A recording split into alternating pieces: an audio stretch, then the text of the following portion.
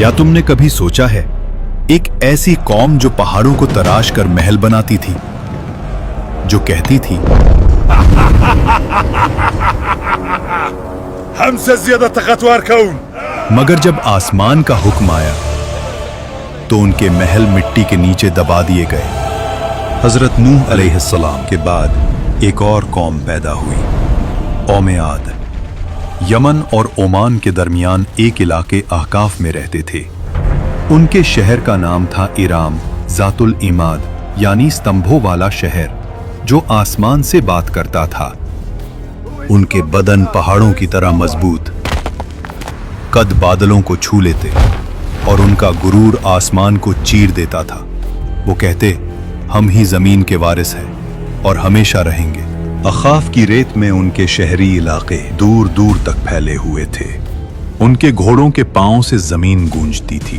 रात को उनके चिरागों की रोशनी दूर तक चमकती, गोया उनका शहर जमीन पर कोई ताज हो।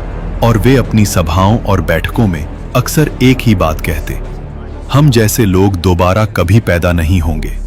उनके बच्चे भी छोटी उम्र में पत्थर उठाकर अपनी शक्ति दिखाते और बुजुर्ग गर्व से कहते, हमारे बच्चे भी पहाड़ों को झुकाने वाले हैं।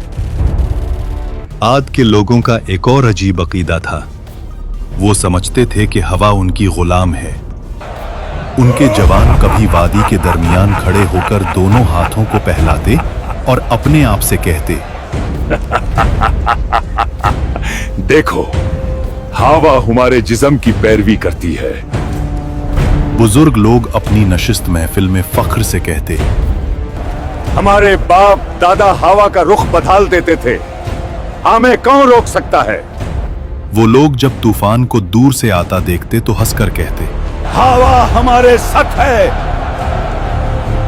ये हम पर नहीं, हमारे दुश्मनों पर पड़ेगी। लेकिन उन्हें क्या पता था कि आने वाली हवा उनकी सबसे बड़ी दुश्मन बन चुकी है।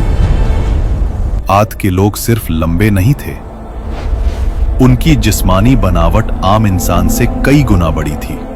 दरिया के किनारे उनके कदमों के निशान आज भी पहाड़ों के दरमियान मिलते हैं, जिन्हें देखकर लोग हैरान रह जाते।